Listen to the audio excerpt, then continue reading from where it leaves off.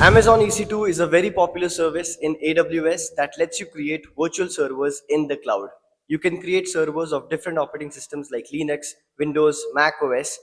In this video, we will learn what is Amazon EC2, how to create and connect to your server, what are security groups, elastic IPs, AMIs, and lot more, along with a hands-on project to create and set up your website on Amazon EC2. Let's go.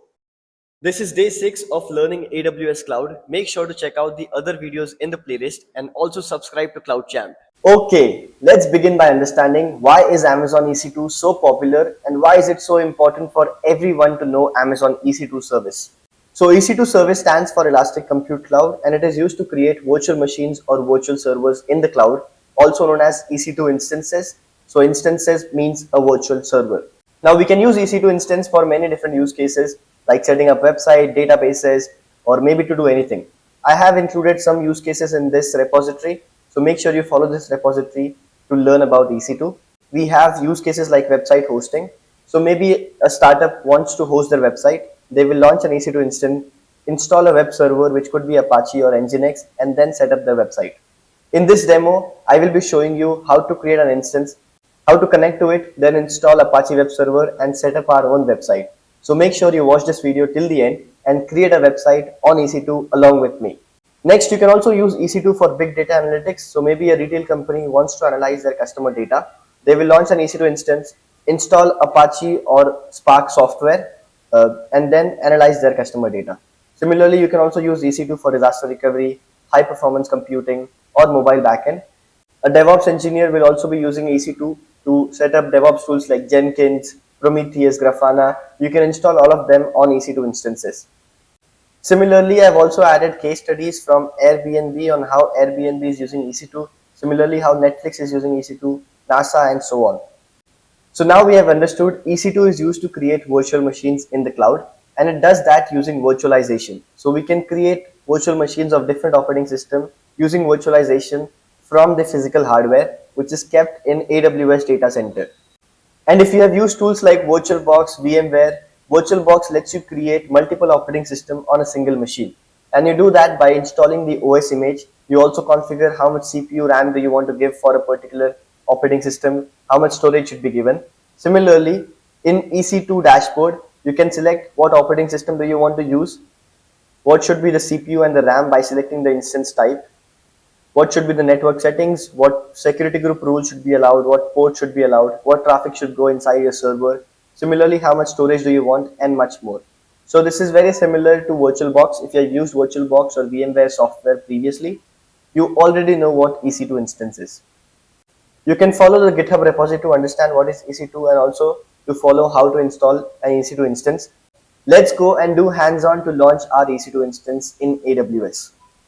So I am here in my AWS dashboard and you can look for EC2 service in the compute section. You can find EC2 in the compute section, which lets you create virtual servers in the cloud. But you can also search for EC2 right here in the search box. This is my EC2 dashboard now. You can see I have one instance running and you can also look for the options on the left side menu here. In EC2, along with servers, you can also create load balancers and auto scaling group that we are going to be learning in the next sessions. For now, in this session, I will teach you how to create an instance, how to connect to it, and how to run commands to install any software or web server. So let's go and click on instances. You can see right now I have one instance running and one in a stop state. So instances can be running, they can be stopped, they can also be terminated, which means deleted. So whenever an instance is running, you are paying for it. Whenever the instance is stopped, you are not paying for it. You can always start a stopped instance and continue working on it. But if you delete the instance or you terminate that instance, it will be gone. All the data is deleted. So make sure whenever you are working on something, you can stop it if you don't want to pay for it. But if you delete it, all the data is gone. So if I go ahead and delete this instance, you can see the state is going to be changed from stopped state to terminating or terminated state very soon. So right now it is shutting down and it will be terminated in some time. So this is what instances are. Let's go and launch a new instance from scratch. When you click on launch instance option here, you will be taken to this page where you can configure how you want your server to be. So I'm going to give this a name. I want to set up my website. So I'm going to set website. and then you can choose what operating system do you want by selecting the AMI. AMI stands for Amazon Machine Image. It defines what is the operating system or the software running on your instance or the server. So AMI is a template that contains a software configuration which includes operating system, application server, or the applications running required to launch your instance. So you have options like Amazon Linux, which is a Linux flavor of Amazon. You have Mac OS, Ubuntu, another Linux flavor, Windows, Red Hat, SUSE, and so on. But let's say you are given a task to set up Jenkins on EC2 instance, or maybe a task to set up WordPress. To do this, you will first launch an Ubuntu instance, install Apache, MySQL, or everything required to configure a website or a web server. But let's say you don't know how to do it, you can always use the marketplace AMI. So you have options to select AMIs from Quick Start, from your own AMIs, from marketplace, or from community AMIs.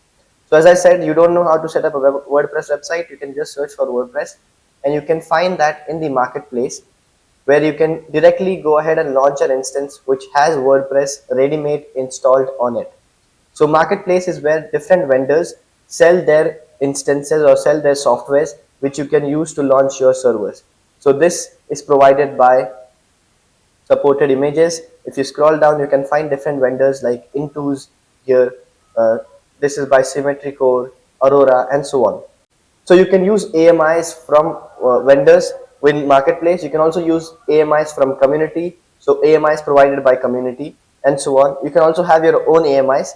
So when you have a server and you take a backup of it, you can create your own AMIs. I will be showing you how to do that. For now, to make things easy, we will be using the quick start AMI and launch a server which is going to be Ubuntu server. So I'm going to click on launch instance again and I'm going to give the name website. I want to create an Ubuntu server, so I'm selecting Ubuntu here. You can also select the version. So right now it's selected 24, but I want to use Ubuntu 22. So I'll select Ubuntu 22, which is a free tier eligible. We will be using free tier to make sure you don't pay anything for any sessions you do. So we are now selecting free tier, but we will also have sessions on Kubernetes or anything which will cost you some money. So it's okay. But for now, we are going to go with free tier option. Next, you select the instance type. So instance type lets you define how much CPU and RAM do you want. For this demo, we are okay with 32 micro, but if you have a website which is going to have more traffic or you want to do something which is going to require more CPU or RAM, you can go with other instance types like maybe like T2 X large, which has 8 CPU and 32 GB RAM. Similarly, you also have other instance classes like C5 class. So C classes are mostly instances which has more CPU or compute optimized instances. So you have 72 CPUs. You can also have bigger instances. In the exam or in the certification exam, you are asked questions on different EC2 instance families. So if you have to know what is compute optimized instances or what are memory optimized instances, what are storage optimized instances and so on. So we have all the T2 or T families belong to general purpose. All the C family belongs to compute optimized, you have memory optimized and so on. In the exam, you need to know what are these different instance types. For now, I'm going to select the 1 CPU and 1 GB, which is the T2 micro option. Moving on, we also need a key pair. A key pair is used to connect to your server. So we are creating a Linux server. We will be using an SSH key pair to connect to our remote Linux machine. But even if you're using Windows, you will have to use a key pair. So key pair lets you securely connect your instance, ensure that you have access to your selected key pair. I already have some key pairs that I can use for this instance, but if you don't have a key pair, you can create a new one by clicking on this button. You can give a name, so let's say my new key. For encryption type, you can use RSA. For the format, I'm choosing PEM. PEM is supported by Linux, also by Mac, and also Windows 11. So you can use .pem, but if you have Windows 10 or 7 maybe, you can use .ppk, where you can connect to your instance using tools like PuTTY or MobaXterm. If you want a video to show me how to connect to your instance using PuTTY, you can let me know in the comment section. I can also show you how to connect using MobaXterm. Although there are many different options to connect, which I will show you in this video.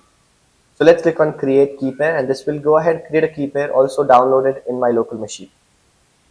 Next, you can select what VPC or availability zone do you want this server to be in. If you have watched the previous video about AWS global infrastructure, where we discussed what is an AWS region and what is AWS AZ, you will understand that you can select what AC do you want to launch this server in. So I can launch this in US East 1A, 1F, 1E, anything. But we will be learning about VPC or virtual private cloud in the next session. So don't worry, we are going to select the default options as of now. Next is security group rule, another important thing that you need to know when creating EC2 instances. So security group define what port should be allowed to your server. So right now the port allowed is SSH, which is port 22. Using this particular rule, you can connect to your instance. So even though you have a key pair and everything is proper and you don't have this port 22, you will not be able to connect to your instance. Similarly, let's say you want to install MySQL database on this instance. You have everything installed properly, but it's not working, maybe because you don't have MySQL port, which is port 3306. So if I show you, when you have MySQL installed, you also need to have this particular port opened, which is 3306. I will also show you with the demo. So we are going to go with SSH as of now. I'm creating a new key pair, but you can always attach your existing key pair. An instance can have multiple security group attached to it. So it's okay. For now, I'm going to select a single security group or create a new one. Next, you can also define how much storage you want. So for this demo, 8 GB is enough. But let's say you are working on something which requires more storage. You can always increase it from to make it like maybe 100 GB or 20 GB, anything you want. Storage in EC2 instances are given using EBS, which is Elastic Block Store. You can attach more than one storage, so you can add more volumes to your instance. Now I have two volumes, one with 100 GB, second with 8 GB. So it's up to you how much you want. You can also modify your volumes. I have also created a video on how to modify EBS volumes. So if you want to know how to do that, you can check it out. For now, I'm going to choose the 8 GB option. So you are now ready to create your instance or your server, but you also have more options. Like if you want to attach an IAM role, which should give access to different services to this particular instance, you can attach an IAM role. We have created an IAM role in the IAM session. So you can see this is the role we have attached. So if I attach this, which means I'm giving S3 access to this particular instance. Similarly, I can also add, change different settings in this and also add user data, which lets me bootstrap the instances. In this user data, I can add the script of the software I want to install. So if I want to install Jenkins or maybe Apache, I can simply create a script here. And once my instance is ready, everything will be installed. So I'm going to let that for now because I don't want to confuse you with many things. So let's go ahead and launch our instance. I'm going to click on launch instance. This will get started with creating a server for me in my AWS dashboard. So you can see it says successfully initiated launch instance, and this is the instance ID we have. When I click on this, it will take me to the instance page and we can get more information about the instance. So you can see the instance is now in running state, although it is still initializing. So we have to wait for it to be initialized properly. When you click on this instance ID, you get more information about the instance. So this is the instance ID. This is the public IP address of the instance. This is the private IP address of the instance. We are going to be learning about IP addresses in the next sessions. So you don't need to worry about if you don't understand what is public IP or private IP. Similarly, we have public DNS, also private DNS, and more information about our instance. So what VPC is it launched in? What is the subnet that instance is launched in? What is the role attached to my instance? And so on. You can also see more information about the AMI ID, which we use to launch this instance. What is the key pair? You can see monitoring details here.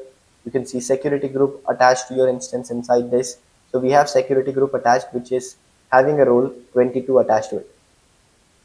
Similarly, you can also see more information about storage and so on. So now this is our instance and we are ready to connect to it. You can connect to your instance in multiple ways. You can connect to your instance using these 4 different ways.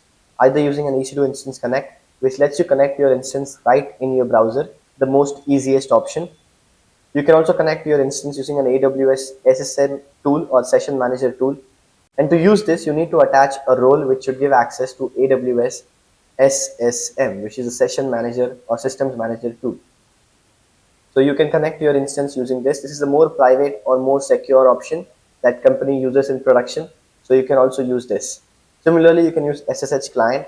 So I can run this command in my terminal where my key is present, and I can connect to my instance using SSH command too. To quickly show you this, let me go to that instance. So I will have to check where my key is installed. So it's installed inside the downloads folder. So this is where my key is. I'm going to open this in my downloads folder. So let me show you how you can connect to your instance if you're using a terminal or maybe a PowerShell or command prompt. So you need to go to the place where your key is present. So I'll go to my downloads folder. You can see the key is present here, which is this one, my new key, right? The problem with this key here is you need to change the permission because the key does not have all the permissions necessary to connect to your instance. You can check that by running ls-la command. So when you do ls-la command, you can see for your new key, the permissions are not enough to connect. So if you try connecting it, you will get an error. So right now I only have read access, but I need more than this. So if I do this command, so if I run this command now without changing the permissions, you can see it will give me an error saying unprotected key or something. So unprotected private key file. So you need to run this command, which is chmod, change permissions and make 400. Next, I'm going to run the same command this time. So it will be able to connect to my instance. So now I am inside my instance. You can see the host name is changed. Earlier it was cloudchamp at death note. Now it's Ubuntu at the rate IP address of my instance. So this is how you can connect to it and then start running the commands you want to configure your website or database on your server. You can also limit, let's say you want only your IP to connect to your instance, you can limit that in your security group. So in the security group, you can define that the source should only be your own IP. And to edit this, you need to click on the security group ID, click on edit inbound rules. And in the source, if I select this my IP, only my IP will be only my IP will be connected. If I select my IP, only my IP will be allowed to connect to the instance on SSH. This is how you can configure your security groups to define what ports should be allowed, what should not be allowed. We have learned how to connect to your instance as well. Let me also show you how you will do it. If you don't have access to the key or if terminal does not work for you, you can simply connect it right in your browser. So when I click on this ID, I click on connect and I click on EC2 instance connect option. I can simply click on this connect button and now I will be inside my instance right in my browser. I don't need to run any command. I don't need to have any key pair. It will be all done inside the console. So you can see now I'm inside the instance. It's similar to what I see here. So Ubuntu IP 172.3.1.8.9.4.2, 172.3.1.8.9.4.2.4.2, which is our private IP address. So we have our instance launched. We also have our instance connected. Let's go and set up our website on this. To start with setting up a database or maybe a website or anything on your server, you should first start with upgrading and updating all the packages. So I will do that by running sudo apt update -y, and this will go ahead and update all my packages. These are Linux commands, so if you don't have experience with Linux, you can check out my Linux videos, or if you want me to create a playlist like this, let me know in the comment section. Linux is very, very important. As a DevOps engineer, you will be running Linux commands everywhere, so you need to know Linux. Now everything is updated. Let's go and install Apache Webserver. So to install anything on your servers, you can simply search for install Apache Webserver on Ubuntu. You have documentation by every tool, so you can simply copy and paste the commands and you can set it up on your server. So I'm going to use the official Ubuntu documentation to install Apache Webserver. You can read about it here, and then when I click on next, I get these two commands, which is to install Apache. I already ran the update command, so I'm going to run this Apache to install. Once it is installed, we should be able to see this test page. I'm going to paste that here, and then it will go ahead and install Apache for me. So Apache is a web server that we use to launch our websites. We will be creating a website, maybe a portfolio website that you can showcase in your resume. So now it is installed. To confirm, we can say sudo service Apache 2 status, and this will show us that it is running. Let's copy this public IP and open it up in our new browser tab. So you can see it says it is running, and here it is trying to load. So it will load for some time and it will give us timeout issue. This is because we don't have a security group rule allowing HTTP traffic. So security group define what ports should be allowed, what traffic should go inside your server. So right now in our security group, we only have port 22 allowed. If you want our website to be running, or if you want to see this test page, you need to have a security group rule defining port 80. This is how security group works. So whenever working in your company, you get a timeout issue, you will need to check your security group. This is also a very important AWS certification question. So whenever you get a timeout error, you should check network settings, you should check security group rule. So I'm going to add a security group rule, and you will see very soon it will not be loading and you will be able to see a test page. So to edit a security group rule, you can first go to your security group by clicking on the ID in the security section. Click on the ID, you will be taken to this page where you can click on edit inbound rules. Once you click on edit inbound rules, you can see all the particular rules you have, and then click on add rules. I want to attach HTTP, so I'm going to select HTTP, which is port 80, and then anywhere IPv4. So we will wait for us to show a timeout issue or timeout error before we change the security group. So you can understand what error to so you can understand what error you get when you don't have security group allowed. So this is the error you get when you don't have a security group allowed, which is the connection timeout error. This is most likely a network issue. So whenever it's a timeout issue, it's going to be a connection problem. Whenever you get this error, which means there's some error with your network, so you should always check your security group. Let's go and add this rule now. I'm going to say save rules. Now we have a security group rule added for port 80.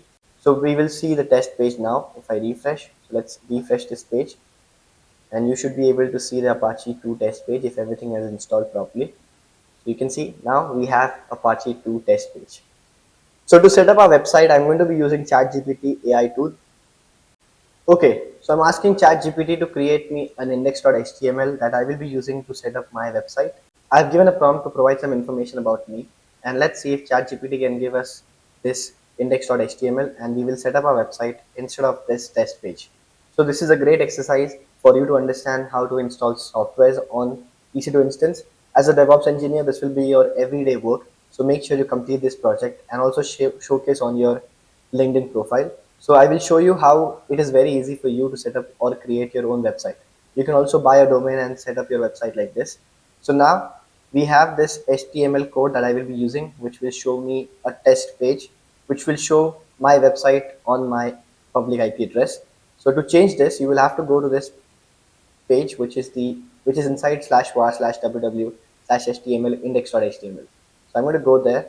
Let's go to cd/var www.html, and this is the file we want to change, which is the index.html. So let's clear that file. So I'm going to say rm index.html, and it's asking me, do you have, it's a protected file, I cannot remove it, so I'll just going to use sudo. So sudo rm index.html, and now it is removed. I'll create another file, so index.html, and then I will copy what ChatGPT gave me. So I'm going to copy that, paste it here, Control S, Control X. Let's restart the Apache service. So I'll say sudo service Apache 2 restart. Once it is restart, I can check if everything is working fine.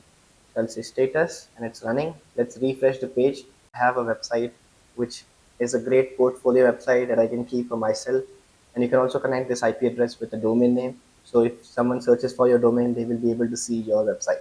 I want you to create a portfolio website like this on your EC2 instance to get an experience on how to create an instance and also how to set up a website.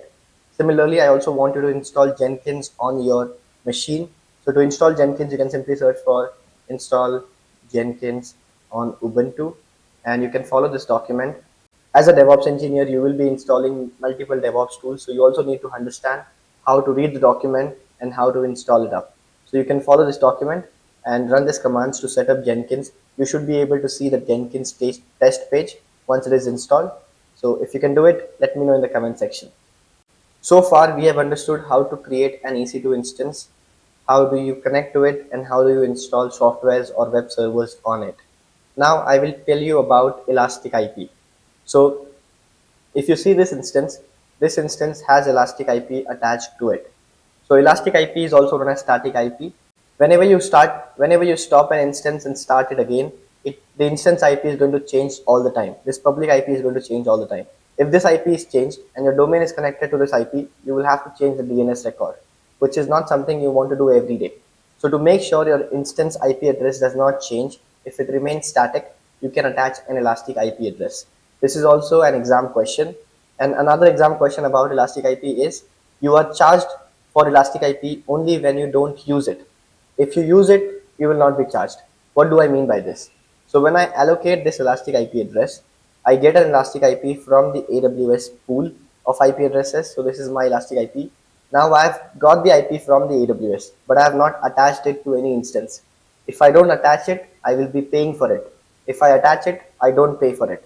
So I'm going to attach it by clicking on the IP address, click on actions, associate, and I can associate it with any instance that I want. Let's say this is the instance I want to connect my elastic IP to, and click on associate. Now my instance will have an elastic IP attached to it. So you can see the elastic IP address earlier was 18.212, but now if I click on this, it's 3232. So this is the elastic IP address, and it's not going to change even if I stop the instance. So it's going to be same no matter what. So this is how you can attach an elastic IP address. Elastic IP address are static IP addresses that don't change. When pasting your IP address, if you see HTTPS here, you have to remove S and just keep HTTP because we don't have SSL certificate installed. We will only be running our websites or our public IP addresses on HTTP. So this was elastic IP address for you. Along with this, I will also explain you what is AMI. So AMIs are backup that you take for your instances.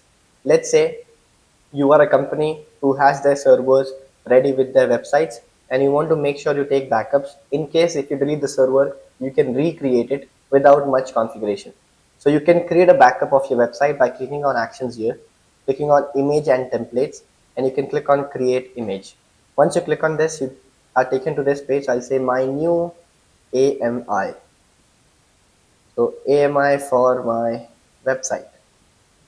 Once I do this, I'm going to click on create image, and this will go ahead with creating an image which I can use to launch new servers. So if you click on AMIs, you will be able to see a new image here. So my new in AMI, and you can see it's going to be in pending state because it takes some time to create backup. So we have understood many things about EC2 instances. We have understood what is an EC2, how to launch an EC2, what are security groups, what are elastic IPs, what is an AMI. And we have also done a demo to set up our website.